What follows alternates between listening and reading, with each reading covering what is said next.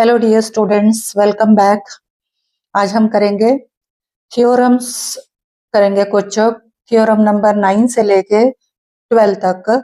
ये जितने भी थ्योरम्स अभी बाकी है ये एक्सरसाइज 5.6 और एंड ऑफ चैप्टर से रिलेटेड है, तो एक ही साथ पूरा थ्योरम्स करवा देती हूँ अभी जितने भी पेंडिंग थ्योरम्स है। फिर उसके बाद हम करेंगे एक्सरसाइज 5.6 कंटिन्यू। ओके, तो थ्योरम नंबर 9, 10, 11 एंड 12 ये हम एक साथ कर लेते हैं। तो स्टार्ट करते हैं theorem number 9। The angle subtended by an arc at the center of the circle is double the angle subtended by the arc at any point on the circle outside the arc। ये एक बहुत ही important theorem है, prove करने में भी आता है और एप्लीकेशन भी इसका बहुत इम्पोर्टेंट है। इवन क्लास 10th में भी ये कई बार यूज होता है, तो इसको अच्छे से समझ लो। और प्रूव करने भी देते हैं, 3 मार्क का क्वेश्चन आता है, तो इसको अच्छे से समझ लो। इसका मीनिंग क्या है पहले वो देखते हैं, इस थ्योरम का मीनिंग क्या है। अब ये जो AFB दिए है ना, ये एक आर्क है। अब ये आर्क देखो सेंटर पे एक एंगल बना रहा है, ये आर्क से इस आर्क का एंड पॉइंट्स क्या है A एंड B, तो यहां से सेंटर में एक एंगल बन रहा है, एंगल ACB। ओके, दूसरा एंगल जो है सर्कल के ऊपर बन रहा है outside the arc. And points तो वही है, देखो A एंड B है, इसी से ये पॉइंट ये जो D में बन रहा है ना, दैट इज ADB भी एक एंगल है फ्रॉम दिस आर्क। ठीक है, तो इस आर्क से 2 एंगल्स बन रहे हैं, एक सेंटर पे है जो आर्क के ऊपर ही है, मतलब आर्क बेस जो है यही है, सेम है, AFB है। और उसी आर्क से आउटसाइड द आर्क एक एंगल बन रहा है सर्कल के ऊपर, ये सर्कल के ऊपर है ना ADB, तो एक सर्कल के ऊपर एंगल बन रहा है, एक सेंटर पे बन रहा है, और आर्क दोनों का सेम है। ऐसे में ये जो सेंटर पे एंगल बन रहा है ना ACB, वो ADB का डबल होगा। है समझ? अगर आर्क सेम है और उसी आर्क से 2 एंगल्स बन रहे हैं, एक सेंटर के ऊपर और एक सर्कल के ऊपर, तो सेंटर के ऊपर जो एंगल बनता है वो सर्कल के ऊपर वाला एंगल से डबल होगा। सपोज करो ये ADB जो है ये 30 डिग्री है, तो ACB जो है वो 60 डिग्री हो जाएगा। अगर ACB 100 डिग्री है तो ADB उसका हाफ होगा, 50 डिग्री। समझ आया? एप्लीकेशन ऐसा होता है। बाकी इस थ्योरम को प्रूव करना है अभी, तो पहले स्टेटमेंट लिखना होगा, ये मैंने लिख दिया है, फिगर भी मैंने बना दिया है। और इसको थोड़ा इजी करने के लिए मैंने इन एंगल्स को 1 2 3 4 5 6 मार्क कर दिया। देखो ये ADB को, ये पॉइंट D को मैंने सेंटर के थ्रू एक्सटेंड कर दिया ऐसे। ओके, पॉइंट D से सेंटर को जोड़ दिया और उस लाइन को फिर मैंने E तक एक्सटेंड किया। ठीक है, उसके बाद AD को ज्वाइन किया, BD को ज्वाइन किया। तो ऐसे में ये जो ACE बन रहा है ना, उसको एंगल 1 मार्क कर दिया, ECB को एंगल 2 मार्क कर दिया। फिर इधर ये एक ट्रायंगल बन रहा है ना, उसमें 3 और 4 मार्क कर दिया। फिर ये DCB एक ट्रायंगल बन रहा है, उसमें 5 एंड 6 मार्क किया। ठीक है, और आर्क कौन सा है हमारा AFB। ओके, अब इसे प्रूव कैसे करते हैं वो देखो, पहले ब्रीफली समझा देती हूँ मैं। अब ये ट्रायंगल जो है ACD, उसके लिए एंगल 1 जो है एक एक्सटीरियर एंगल है ना, ट्रायंगल के बाहर से है, इतना कंसिडर करो, सिर्फ इतना। तो ये एंगल ट्रायंगल के बाहर है, तो इसको बोलते हैं हम एक्सटीरियर एंगल। तो एक्सटीरियर एंगल का प्रॉपर्टी क्या होता है, आप लोगों को पता ही होगा। एक्सटीरियर एंगल जो है वो इंटीरियर ऑपोजिट एंगल्स का सम का इक्वल होता है ना। ट्रायंगल के अंदर के साइड, इस ट्रायंगल, जिस ट्रायंगल का वो एक्सटीरियर एंगल है, उस ट्रायंगल का ऑपोजिट साइड में जो एंगल्स होते हैं ना, उन दोनों का सम का इक्वल होता है। तो हो जाएगा एंगल 1 इज इक्वल टू 3 + 4 होगा। वेरएज 3 और 4 दोनों इक्वल है। क्यों? देखो ये एक आइसोसेलेस ट्रायंगल बन रहा है, ACD जो है एक आइसोसेलेस ट्रायंगल है, बिकॉज CA और CD रेडियाई है। ऐसे में ये 3 और 4 इक्वल हो गया, तो हम इसको ऐसे भी लिख सकते हैं, angle 1 is equal to twice of angle 4। ऐसे ही इस तरफ से करेंगे, प्रॉपरली कर लेंगे solve, angle 2 is equal to twice of angle 5 हो जाएगा। फिर हम एंगल 1 2 को ऐड करेंगे, equals to twice of angle 4 5 हो जाएगा, मतलब 1 + 2 is equal to twice of 4 + 5 हो गया। वही हमें प्रूव करना है, ACB is equal to twice of ADB prove करना है हमें, ठीक है। तो अब मैं लिखती हूँ, गिवन क्या है प्रॉपर्ली लिखते हुए चलेंगे, इंपॉर्टेंट थ्योरम है, अच्छे से स्टडी कर लेना है, ठीक है। हाफ ईयरली एग्जाम्स वगैरह आ रहे हैं तो रिवीजन शुरू कर दो। गिवन है AFB, ये आर्क के बारे में बता रही हूँ, is an arc, is an arc, हो गया। अब एंगल ACB के बारे में बताएंगे। Angle ACB is the angle subtended by the arc at the center, is the angle subtended by the arc, कौन सा आर्क है, आर्क को नेम करो AFB, AFB at the center, center C। फिर D is a point on the circle outside the arc, arc ये है उससे बाहर है ना ये, D is a point on the circle outside arc AFB। अब DC को एक्सटेंड करके E तक ले गए, वो लिखेंगे, ठीक है। DC when extended cuts the circle at E, ठीक है। DC when extended cuts the circle at E, किसके ऊपर, आर्क AFB के ऊपर, आर्क AFB, ये हो गया। अब इसका टू प्रूव क्या है वो लिखते हैं। टू प्रूव हमें क्या करना है, ये जो एंगल है इसका ट्वाइस है, ये लिखना है। Angle BCA, BCA is equal to twice of BDA, angle BDA, ये हो गया टू प्रूव। कंस्ट्रक्शन, कंस्ट्रक्शन इधर मैं लिखती हूँ, कंस्ट्रक्शन, कंस्ट्रक्शन हम ये जो ज्वाइन कर रहे हैं ना, DC को AD को BD को, वही लिखेंगे, join DC AD and BD, done. अब प्रूफ करेंगे, वही एक्सटीरियर एंगल प्रॉपर्टी वाला, ठीक है। Proof, proof. अब पहले ट्रायंगल हम ये लेते हैं, isosceles triangle ACD, triangle ACD is an isosceles triangle.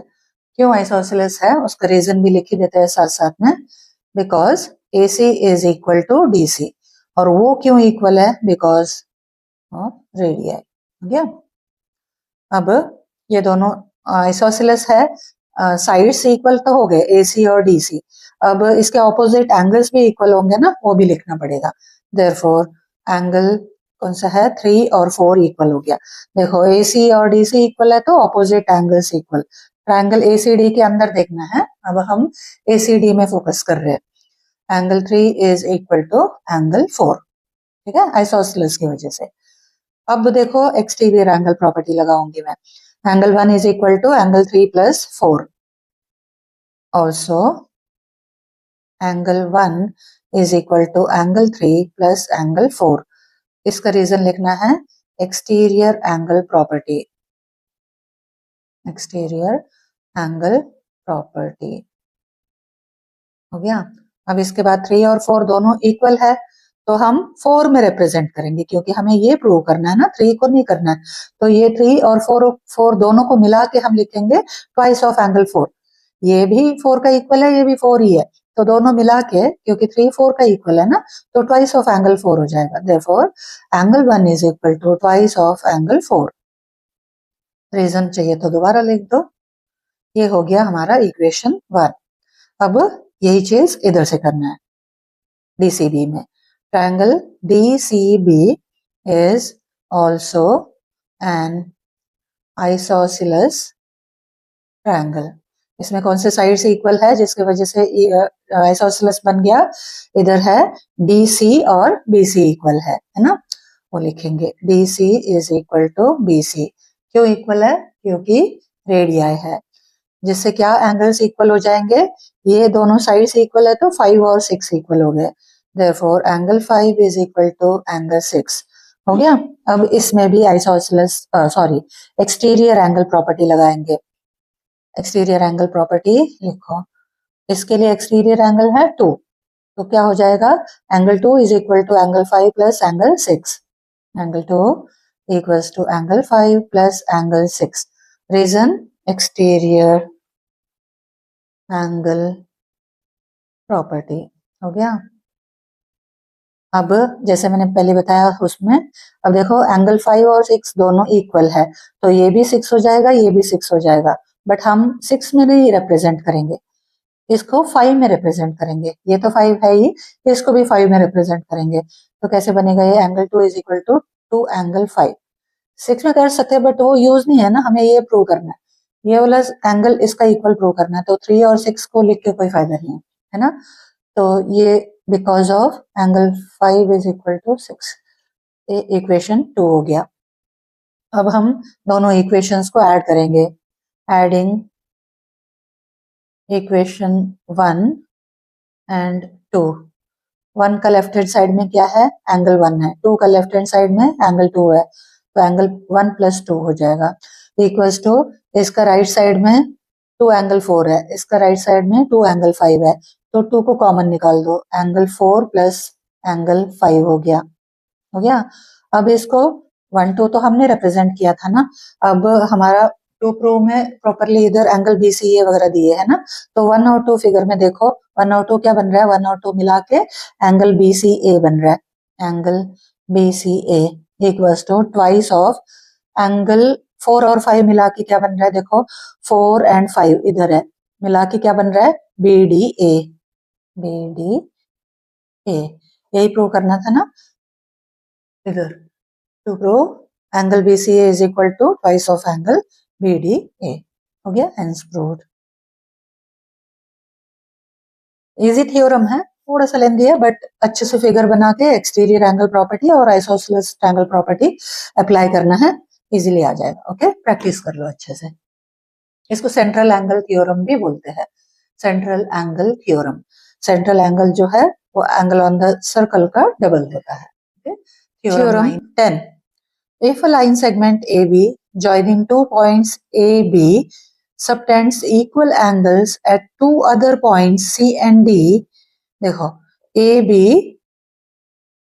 2 points है, उनको जोड़ने वाला लाइन सेगमेंट AB है, यहाँ ये AB से 2 एंगल्स बन रहे हैं, एक है एंगल ACB और एक है एंगल ADB, तो ये दोनों एंगल्स इक्वल है, ठीक है, एंगल्स ऑन सेम सेगमेंट बोलते हैं, ये दोनों इक्वल है।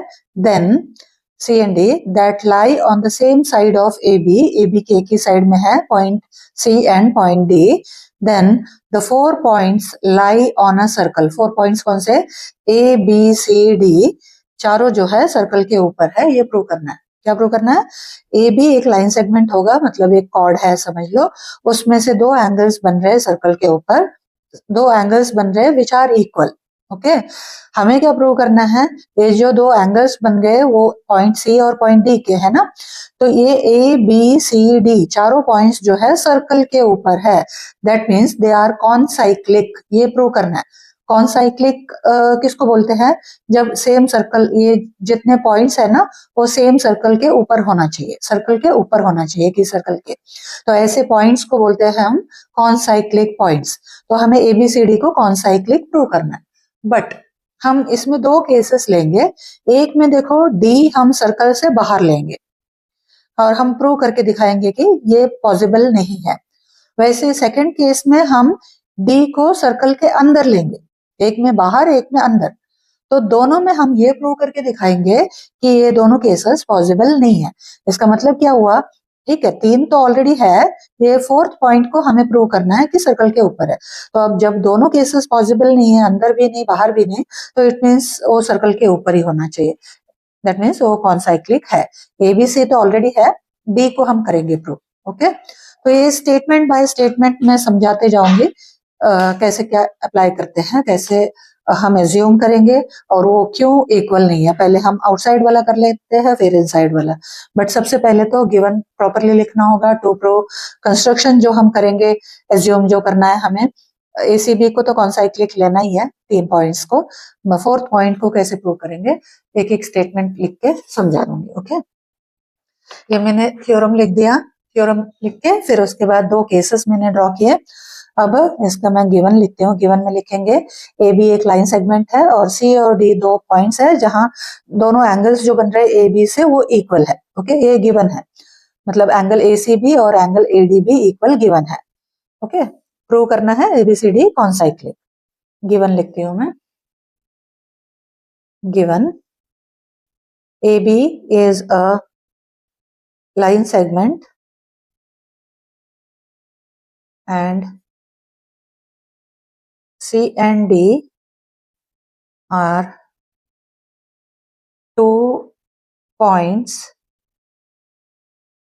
lying on the same side of AB, और वो एंगल्स भी इक्वल है ना, वो लिखना है हमें, such that angle ACB equals to ADB। ACB equals to angle ADB, वो हो गया गिवन। अब टू प्रूव में लिखेंगे points A, B, C and D lie on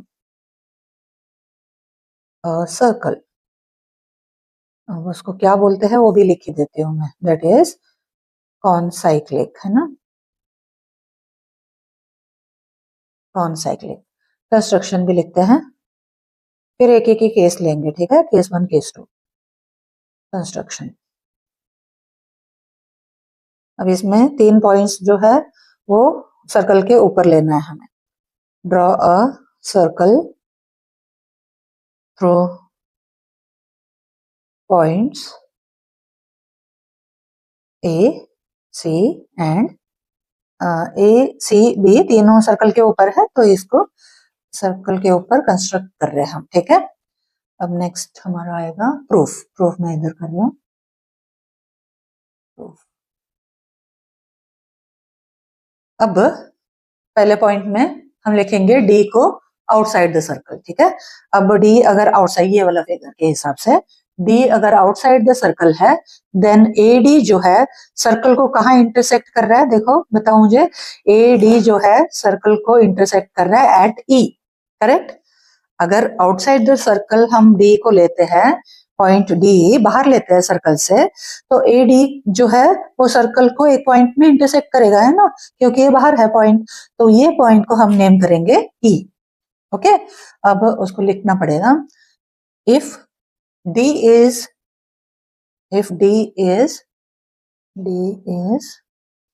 outside the circle, D is outside the circle, then AD intersect the circle at E, then AD intersects the circle at E, then अब D inside the circle वाला case भी लिख लेते हैं। If D is inside the circle, extend AD to meet the circle at E, ठीक है। AD को E तक एक्सटेंड करना है ताकि सर्कल के ऊपर आ जाए वो। If D is inside the circle, then extend AD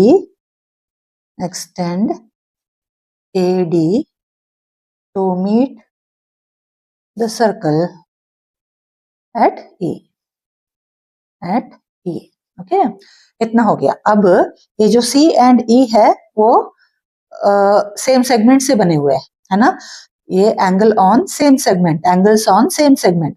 जब एक ही सेगमेंट से 2 एंगल्स बनते हैं ना, देखो इधर से ए बी से ऐसे बना हुआ है एक एंगल, और ए बी से ऐसे बना हुआ है एक एंगल, तो इसका मतलब ये दोनों एंगल्स इक्वल होंगे। एक ही सेगमेंट के ऊपर उसको बेस बना के सर्कल के ऊपर दो एंगल्स बनते हैं ना, तो उनको बोला जाता है एंगल्स ऑन सेम सेगमेंट, और वो हमेशा इक्वल होते हैं। तो अब देखो सिंस ये भी लिखेंगे C and E are on the same segment AB, angle ACB is equal to angle AEB, angle ACB equals to angle AEB। हो गया। हमने D आउटसाइड को डिस्कस किया, इनसाइड को डिस्कस किया। अब ये दोनों सेम सेगमेंट के ऊपर दो एंगल्स है और वो इक्वल हमने प्रूव किया। अब हम ये गलत क्यों है वो प्रूव करेंगे। कौन सा? आउटसाइड वाला। ये ऐसे हो नहीं सकता है, क्यों नहीं हो सकता है उसको प्रूव करेंगे। ओके, ये तो हमने कैसे एज्यूम किया है वो सब लिख दिया। अब लिखेंगे if D were outside the circle, तो AEB देखो, ध्यान से देखो, AEB जो है ये वाला एंगल, ये एंगल इस ट्रायंगल के लिए, कौन सा? BED के लिए, देखो कंसिडर करो BED एक ट्रायंगल है, राइट? उसके लिए ये एक्सटीरियर एंगल बन रहा है ना। और एक्सटीरियर एंगल हमेशा क्या होता है? इंटीरियर ऑपोजिट का सम का इक्वल होता है। ध्यान से सुनो, ये दोनों एंगल्स मिला के ये एंगल बन रहा है। कौन सा? ये एंगल और ये एंगल मिला के ये बन रहा है। तो इन दोनों को ऐड करेंगे तो ये आएगा ना। अब अगर सिर्फ इसको कंसिडर करेंगे तो ये जो एंगल है इससे छोटी होगी, ये एंगल बड़ा होगा क्योंकि ये एक्सटीरियर एंगल है। ये एंगल इन दोनों को मिला के आता है। तो इन दैट केस अगर एक ही एंगल को हम कंसिडर करेंगे सिर्फ इसको, तो ये ऑब्वियसली इससे ग्रेटर ही होगा क्योंकि इसमें ये ऐड करेंगे तो ये मिलेगा। तो एक्सटीरियर एंगल हमेशा एक एंगल को कंपेयर करें तो इससे ग्रेटर होगा। वो लिखते हैं पहले क्योंकि उसी से फिर स्टेटमेंट आगे बढ़ाना है हमें। If D were outside the circle, D were outside the circle, कौन सा एक्सटीरियर एंगल बन रहा है? Circle. Then angle AEB, then angle AEB is an exterior angle, is an exterior angle। किसका? कौन सा ट्रायंगल का? ट्रायंगल BED का, of triangle BED। Therefore AEB जो है, AEB must be greater than ADB। Therefore angle AEB must be greater than angle ADB। समझ आ गया ना क्यों ग्रेटर होना चाहिए। इसमें सिर्फ लिखेंगे हम, जो समझाना है वो समझा दिया। अभी ये लिख के ही बताएंगे एक्सटीरियर एंगल। ठीक है, लिखने में इतना ही लिखो बस, बहुत है। समझने में पूरा समझना है, लिखने में इतना लिखो। अब ऐसे ही देखो, AEB इससे ग्रेटर तो हो गया, बट AEB जो है that is equal to ACB, है ना। इधर देखो सेम सेगमेंट के ऊपर वाला हमने लिखा था ना। therefore नहीं, ऑल्सो लिखो। Also angle AEB is equal to angle ACB, ये हमने इधर प्रूव किया है। और ACB जो है ADB का इक्वल है। क्यों? क्योंकि गिवन है वो। Angle ACB is equal to angle ADB, घूम फिर के उधर ही आएगा वो। देखो AEB इससे ग्रेटर है एक्सटीरियर की वजह से, AEB ACB का इक्वल है सेम सेगमेंट की वजह से, और ये जो ACB है ADB का इक्वल है। ADB मतलब ये बाहर जो एंगल बना है उसका। ठीक है, अब ये दोनों इक्वल हो गए क्योंकि ये गिवन था। ये लिखो इधर गिवन है, और ये ऊपर सेम सेगमेंट की वजह से, एंगल्स ऑन सेम सेगमेंट। अब देखो ये जो AEB को हमने ADB का ग्रेटर किया था ना, अब इसको देखो AEB जो है, AEB is equal to ACB हो गया, मतलब ACB is greater than ADB। Okay, but ADB देखो, ADB भी ACB है, ADB is equal to ACB। इसका मतलब क्या हुआ? ACB is greater than ACB। उसका कोई सेंस तो नहीं बनता है ना। ACB एक एंगल है और वो खुद से ही ग्रेटर है, इसका कोई मीनिंग नहीं बनता है, इसका कोई सेंस नहीं है। इसका मतलब क्या? इक्वल तो हो सकते हैं ना दो एंगल्स, बट सेम एंगल एक दूसरे का ग्रेटर कैसे हो सकता है? तो ये केस पॉसिबल नहीं है। तो इसको हम लिखेंगे अभी, this leads to angle ACB being greater than itself, which is not possible. ठीक है, this leads to angle ACB being greater than itself, which is not possible. Okay, एक कंडीशन तो हमने रॉन्ग प्रूव कर दिया, ये वाला पॉसिबल नहीं है। अब इसमें भी ऐसे ही करना पड़ेगा। अब ये हो गया आउटसाइड वाला। अब मैं लिखूंगी इफ डी वर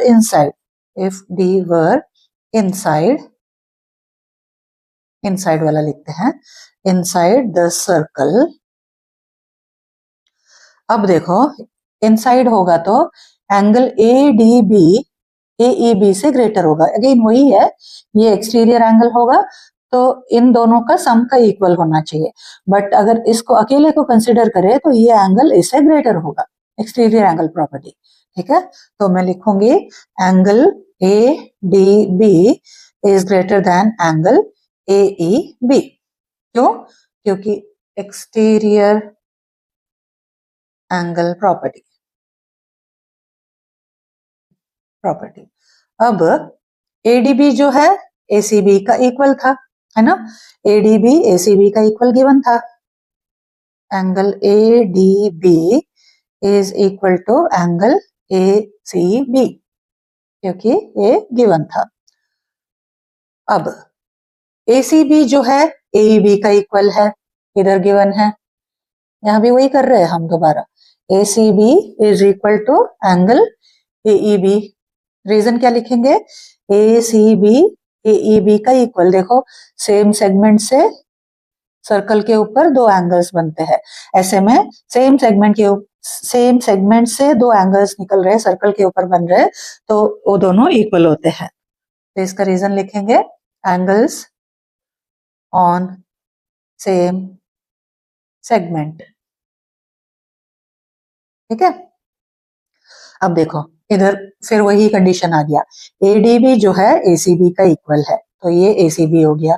AEB जो है वो भी ACB का इक्वल है, तो अगेन वही कंडीशन हुआ, ACB is greater than ACB, तो उसको भी लिखेंगे। अब ये भी पॉसिबल नहीं होगा। This again leads to angle ACB being greater than itself, hence दोनों conditions possible नहीं है, hence both D being inside and outside the circle are not possible, hence both D being outside and inside the circle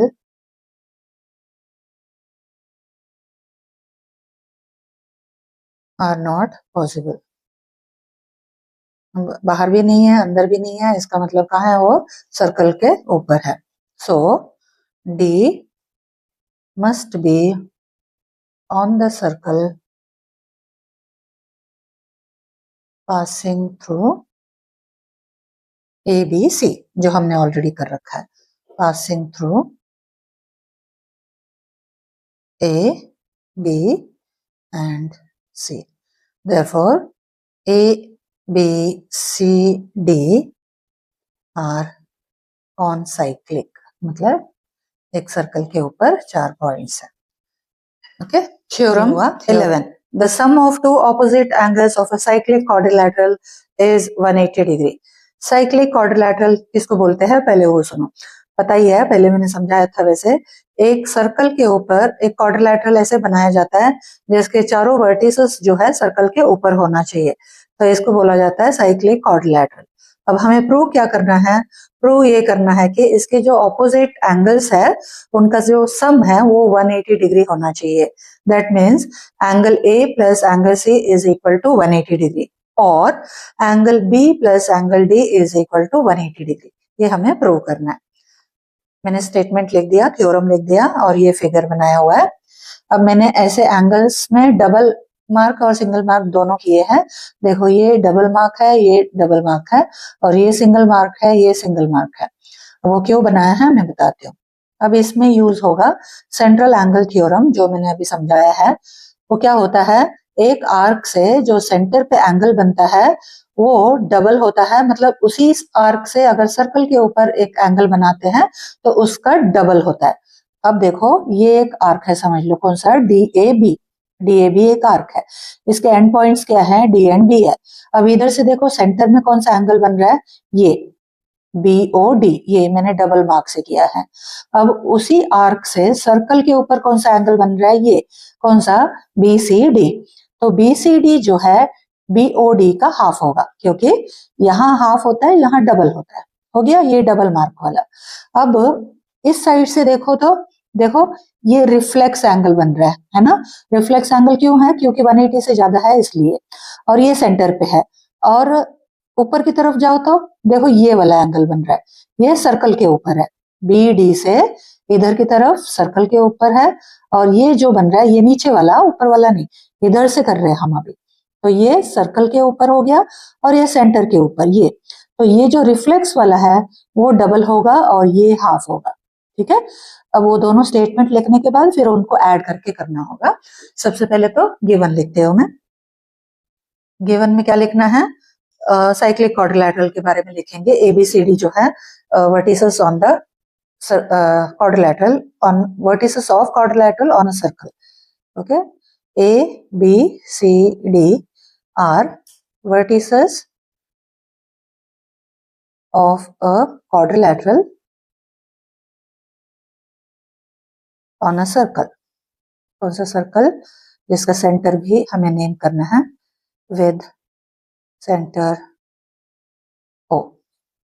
ठीक है, हम prove क्या करना है, to prove ए और सी को ले लेते हैं। ओके, बी भी ले सकते हैं, बी डी भी ले सकते हैं, बट अभी ये ले रहे हैं हम। Angle B A D plus angle B C D is equal to 180 degree. Cyclic quadrilateral का ऑपोजिट एंगल्स का सम। प्रूफ, जैसे मैंने बताया, एंगल बी ए डी जो है हाफ ऑफ ये वाला, हाफ ऑफ रिफ्लेक्स इसका है हाफ। ये जो एंगल है इस एंगल का हाफ है। इधर ऐसे नीचे से ले रहे हैं तो इधर भी नीचे का लेना है, इधर एंगल ऊपर का ले रहे हैं तो इधर भी ऊपर का लेना है, ऐसे याद रखो। ठीक है, ये नीचे साइड से है ना ऐसे, तो ये भी नीचे का, लेकिन सेंटर वाला डबल रहता है। ये अभी ऊपर ले रहे हैं तो इधर भी ऊपर का ऐसे, तो ये सेंटर वाला डबल होगा इसका। तो अब लिखते हैं एंगल बी ए डी किसका हाफ होगा, reflex of angle B O D, क्योंकि 180 से ज्यादा है। 180 स्ट्रेट लाइन होता है ना, इधर ऐसा आता था स्ट्रेट लाइन, अब ये 180 से ज्यादा है। Reflex of angle B O D, इसको इक्वेशन 1 मार्क करो। फिर एंगल बी सी डी किसका हाफ है, half of B C D किसका हाफ है, बी ओ डी का। यहाँ रिफ्लेक्स नहीं है ये वाला, ये 180 से छोटा है, half of angle B O D. ये इक्वेशन 2। इन दोनों में ही रीजन क्या रहेगा, angle subtended by an arc at the centre is double the angle subtended by it on the circle. ये पूरा पूरा लिखना पड़ेगा, ठीक है, no shortcuts. Angle subtended by an arc at the center is double the angle subtended by it on the circle, center में double than the circle। हो गया। अब इक्वेशन 1 and 2 ऐड कर दो। Adding equation 1 and equation 2। Equation 1 and 2 का left hand side add करते हैं पहले। Angle B A D plus angle B C D equals to, अब राइट साइड ऐड करो, half of angle B O D plus half of reflex of B O D. हो गया। अब देखो half दोनों में कॉमन है, निकाल देते हैं। उसके बाद बचा क्या, इसमें एंगल बीओडी बच गया, इसमें रिफ्लेक्स ऑफ बीओडी बच गया। अब बीओडी ये, और रिफ्लेक्स ऑफ बीओडी पूरा मिला के क्या बन रहा है 360, करेक्ट। तो इन दोनों को मैं लिखूंगी हाफ ऑफ 360। हाफ ऑफ 360 कितना होता है 180 डिग्री। तो बी ए डी और बी सी डी क्या है, बी ए डी और B C D opposite angles है ना, तो उसका सम 180 डिग्री हो गया। Therefore sum of opposite angles of a cyclic quadrilateral